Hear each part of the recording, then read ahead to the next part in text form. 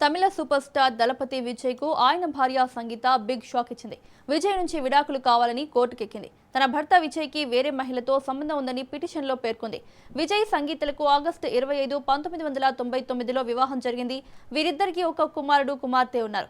సినీ నటితో వివాహేతర సంబంధమే విడాకులకు కారణమని పిటిషన్లో పేర్కొంది. చెంగల్పట్టు కోర్టులో ఆమె డైవర్స్ పిటిషన్ దాఖలు చేసింది. ఏప్రిల్ 20న తమ ముందు హాజరు కావాలని కోర్టు విజయ్ కు సమన్లు జారీ చేసింది.